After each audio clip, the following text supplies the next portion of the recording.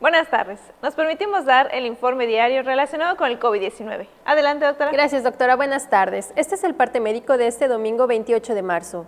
En los últimos días se ha registrado un incremento importante en los ingresos hospitalarios, por lo que pedimos a la población no bajar la guardia y continuar actuando con responsabilidad y siguiendo las medidas sanitarias, para evitar comprometer nuestra capacidad hospitalaria e interrumpir el proceso de reactivación económica. Reiteramos, la pandemia sigue y no es momento de bajar la guardia.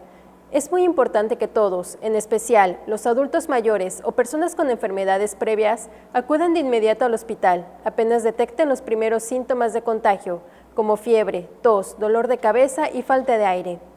En el hospital, un equipo de especialistas podrá ayudarlos y evitar que la enfermedad se complique. Para seguir protegiendo la salud de los yucatecos y evitar un incremento en el número de contagios, del 26 de marzo al 11 de abril próximo permanecerá cerrados tanto al tránsito vehicular como peatonal los malecones tradicional e internacional de Progreso, así como el ingreso a la playa. Se reforzará la presencia de los amigos de la salud en las playas para seguir invitando a la gente a evitar lugares concurridos, promover la responsabilidad individual y el fortalecimiento de las medidas de higiene, para prevenir la transmisión del coronavirus. Por gestiones del gobernador Mauricio Vila Dosal, la Federación ha enviado miles de vacunas contra el coronavirus a Yucatán. Este viernes 26 llegó a Yucatán un lote de 28.440 vacunas para adultos mayores.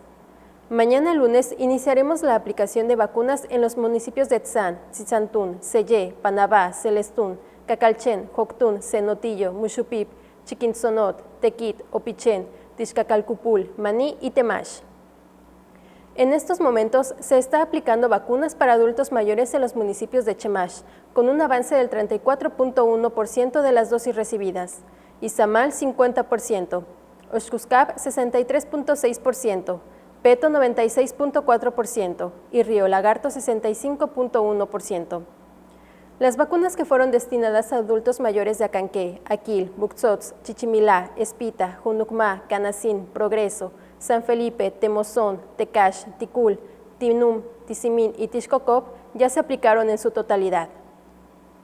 Se recuerda que las vacunas se ponen a la población que ha sido previamente registrada y seleccionada por medio de las plataformas del gobierno federal, quien está a cargo del proceso de citas y registros. Como hemos señalado, en la reapertura económica los datos más importantes son la ocupación hospitalaria y los ingresos diarios. El día de hoy tenemos 217 pacientes en hospitales públicos. 30.433 pacientes ya se recuperaron, no presentan síntomas ni pueden contagiar. Esta cifra representa el 87% del total de contagios registrados, que son 34.824. Hoy se detectaron 51 nuevos contagios de coronavirus. 38 en Mérida, 4 en Progreso y 1 en Abalá, Acanqué, Aquil, Tzán, Canacín, Ticul, Humán, Valladolid y Yaxcucul. De los 34.824 casos positivos, 281 son de otro país u otro estado. Específicamente en Mérida se han diagnosticado 21.685 personas contagiadas de coronavirus, que viven en la zona norte 6.167, en la zona oriente 5.766, en la zona centro 2.058, en la zona sur 2.990 y en la zona poniente 4.704. Lamentablemente en este parte médico informamos de 8 fallecimientos. Son 6 hombres y 2 mujeres, de un rango de edad de 56 a 86 años. Sus principales enfermedades fueron hipertensión arterial sistémica, diabetes mellitus, obesidad e insuficiencia renal crónica.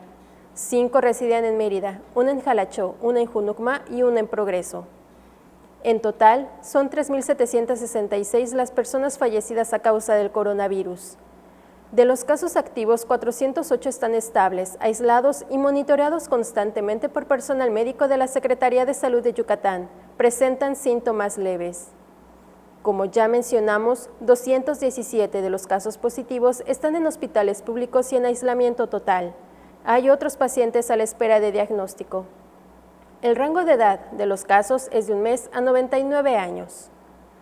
Los indicadores semanales de nuestro semáforo estatal de salud marcan color naranja.